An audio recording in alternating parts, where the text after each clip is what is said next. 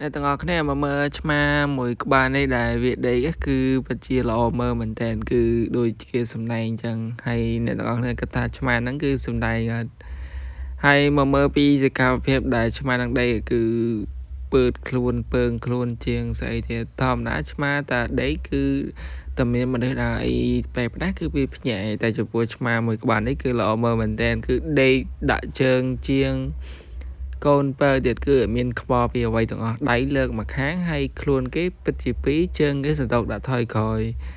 ហើយភ្នែកគេបើករៀមរំគឺអត់មានខ្វល់ពីអ្វីទាំងអស់ហើយមើលទង្វើដែលឆ្មានឹងដីហ្នឹងគឺពិតជាល្អមើលមែនតើ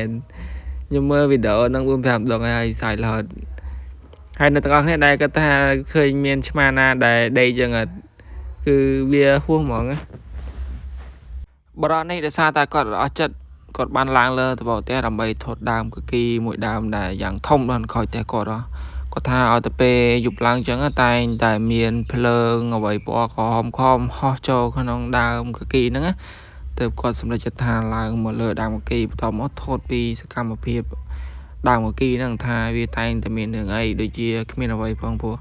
ដើមកគីហ្នឹងគឺមើលទៅគឺនៅជាប់នឹងផ្ទះអ្នកភូមិអីពេញហ្នឹងទេ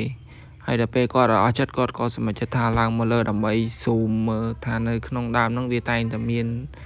អីខំហោះចូលនៅពេលយប់ប្រហែលជាម៉ោង1ម៉ោង2ចឹងណាហើយដល់ពេលគាត់អស់ចិត្តពេកគាត់ក៏សម្រេចចិត្តថាឡើងមកលើដើម្បីថតពីសកម្មភាពដើមគីហ្នឹងថាយប់ឡើងវាតែងតែឃើញអីប្រែប្រាស់អញ្ចឹងហើយដល់ទាំងអស់គ្នាគាត់ថាមានរឿងអីតំណងមានរឿងអីប្លែកគាត់ពោះដើមគីធំប៉ុណ្ណានៃហើយនៅក្នុងផ្ទះចិត្តអ្នកភូមិអញ្ចឹងវាតែងតែមានអីប្លែកនៅអីចឹង ពិតជាមើលឲ្យតំណងមែនទែនអ្នកទាំងអស់គ្នាបងប្អូនមួយទាំងនេះហើយតែដល់ថ្ងៃចិត្តដល់ថ្ងៃចូលឆ្នាំខ្មែរបានអង្គុយដាក់មកយួរអញ្ចឹងហើយដល់ពេលតែអង្គុយញ៉ាំសុកហ្នឹងស្រាប់តែមានបញ្ហានិយាយមួយគ្នាចង់ឆ្លោះគ្នាហើយទៅស្រាប់តែមានលោកយាយម្នាក់គាត់បានមកសម្រួលស្បីតែបងប្អូន4នាក់ហ្នឹងអត់ស្ដាប់ទេហើយនៅខំព្យាយាម ផឹកហ្នឹងគឺអត់មានខ្វល់ពីលោកយាយគាត់បានដើរមកជំរាបសួរបែបចាស់ទុំនៅក្នុងអញ្ចឹងណាតែក្មេងៗថាកុំឲ្យផឹកអីច្រើនពេកគឺអត់ល្អទេហើយក្មេងៗ4នាក់ហ្នឹងគឺអត់ព្រមស្ដាប់ប្រកបលោកយាយគាត់តែខំប្រកែកដោះសារហើយលោកយាយខំតែយ៉ាងណាក៏ស្ដាប់ដែរគាត់តែអង្គុយផឹកឲ្យផងហៅលោកយាយដាក់មកពេងទៀតហើយលោកយាយគឺថាអត់ទេគាត់ផឹកទេគាត់ចាយអញ្ចឹងទៅឲ្យក្មេងៗ4នាក់ហ្នឹងផឹកទៅ